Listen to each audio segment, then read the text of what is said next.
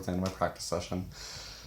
So another Etude, and been working on the Nocturne and Allergro Scherzando, the Gaubert one. So that's going pretty well. The Etude's a little hard. This one's in B major, and it likes to use lots of E sharps, which is one of the worst things to look at visually, and there's double sharps, which is just annoying. But yeah, I'm going to play through this one. I just kind of sight read it, worked on some stuff. I don't think I'm going to have the metronome for it. But yeah, let's see. Last time when I set it on the piano, even though it was in camera, it kind of hurt my head to look at. I'll do it again. Is that in chat? You know, it's very repetitive if you stop keeping track, but... Let's see. Let's see what I can do to try to get this. No, you know what? I'm putting it on the stand. You're just gonna have to imagine that I played it perfectly.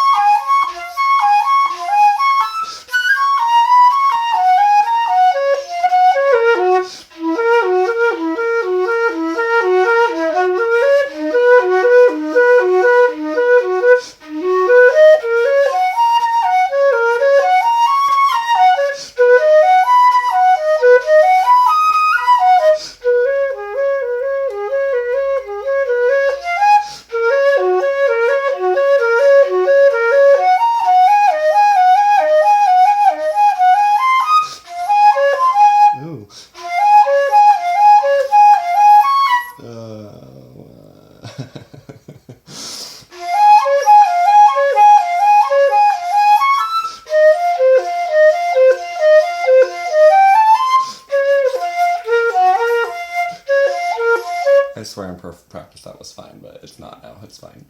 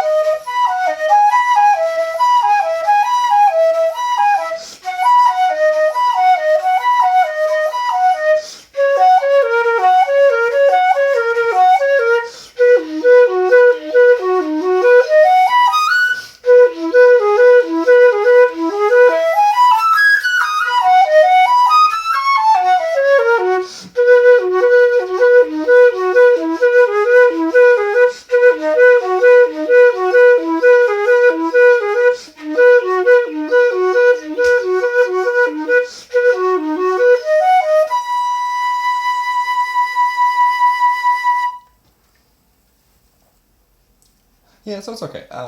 There are tricky parts to read, and I'm not going to play through it again. But yeah, I think the hardest part about playing in B major is you still want to use your thumb B flat key for A sharp, so your thumb A sharp key, and you just have to know when it's smart to use that and when it's smarter to use the finger B flat. So that's a tricky part, and certainly you can mark it, but I'm just sight reading these, so it's just about the ability to, you know, keep going, which I stopped, which was terrible. So, but anyway, I'm going to move on. We'll keep going. So I've been working on the Nocturne, and ooh, my phone's going on Snapchat, I think. And it's really pretty. I think I'm finally getting that high F to be really stable at the end. So I'm actually going to try to play with a bit of a recording, and we'll just kind of see how it goes. And there's probably an ad on YouTube, which is going to annoy me.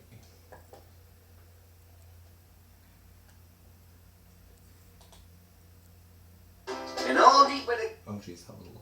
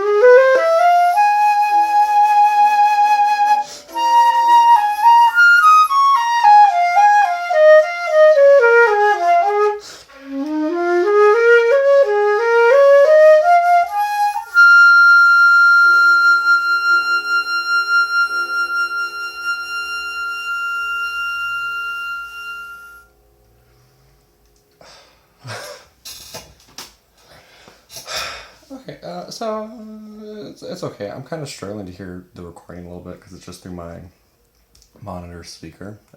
It's turned up really loud, so I don't want to turn it up too loud. But so I'm kind of struggling to hear that. So just an opportunity to work on my individual counting, I guess. Yeah, I don't know. I'm really shaky at the end. I'm just gonna need to do a lot more long tones on the F than I thought. And you know, it's funny because if I isolate it, it's fine. But in the context of playing the whole thing, I just need to work on that endurance. Here, let me show you. So yeah, so that high F is just, it's not, I just want to hold still. I don't want to vibrate too much or anything. I just want to hold still. I don't even want to decushion. I just want to hold still. I feel like just being very stagnant is very beautiful at the end of the Nocturne. I also need to work on those bigger leaps. I'm not sure if there's really ever any octaves, but those bigger leaps, and certainly the more awkward ones like this G to F flat here, just making that more smooth and not kind of popping it out. And actually suggest to take a breath, but I think if you can get that slur, it's really effective. But yeah, it's not too bad. It's certainly coming along. And certainly playing with a normal piano would be a little easier. And certainly you kind of get that visual aspect and that ensemble music aspect of, you know, playing with someone when you play that way. Cool. So fast part. So I practiced it at 90, then I practiced it at 80, then I practiced it at 70, and then I practiced it at 135. And I still feel that no one really goes 152, but there is a recording that goes at 132, so I'm going to play it at 132. I think I'm going to try to turn my TV up a little bit so I can hear the recording just a little bit better, but I'm going to try to play it at 132, and what happens, happens. So we'll see how this goes.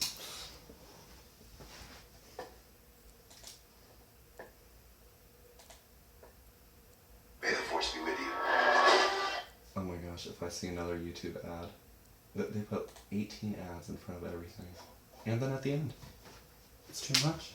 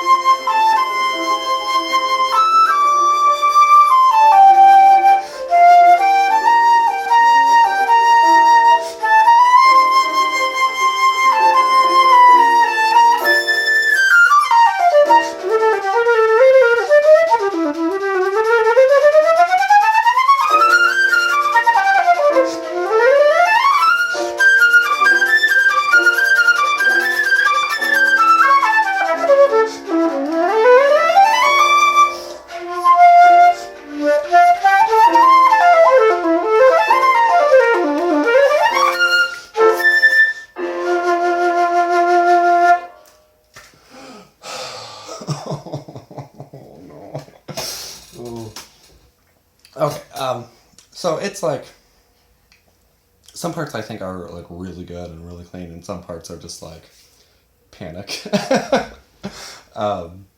So yeah, I just need to keep working on cleaning up things, and a lot of it certainly is muscle memory. You really, when you're looking at stuff like this, like you're really not having the time to go C, D flat, F, E flat, D.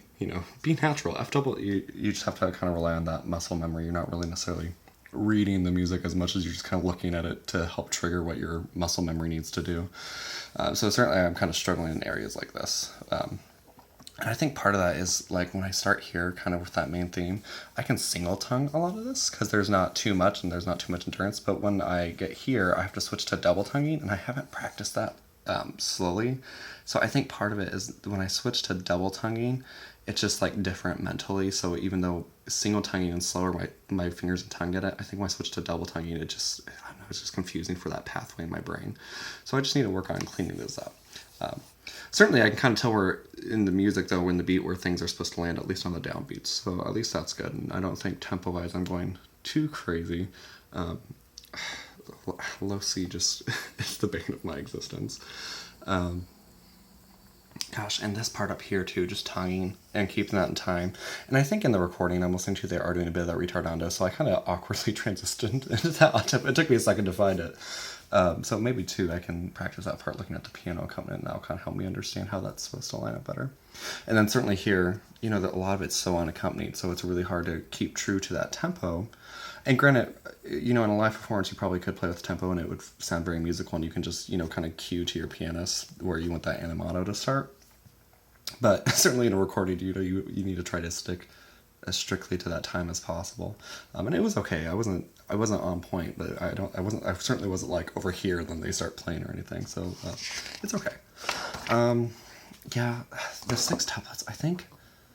Yeah, I just need to work on the speed and just feeling that rhythm, because it's really hard at this tempo for me to think like 1 E and 1 2 3 4 5 6 1 2 3 4 5 6 1 E and I think at that tempo that's like the biggest thing is I need to be able to hear that mentally in order to execute it, and I'm just struggling to do that. So now, like right now when I get to it, I'm like da da da da da da da da. And that's not good. Even though like my fingers are kind of faking it, I know they're not being as accurate as I want them to be. I actually thought this part was okay. The high F flat, right, F flat. The high F flat. This part I think is a little harder, but fingering wise, it's actually not too bad. I think I'm just psyching myself out because of the F flat. In this part, I thought went pretty well. But yeah, those are my thoughts. Hope you enjoyed. I think for tomorrow I'm gonna try to. There's a 142 recording, so I think I'm gonna try at the 142. And then I'm going to do another Etude. And I'm going to actually do some of these Blave sonatas. They're very Baroque music, and I think what I might do is I might record the flute part, and then play I have the piano book somewhere too, and I might play that bass line with bassoon. I think that might be something fun to do too.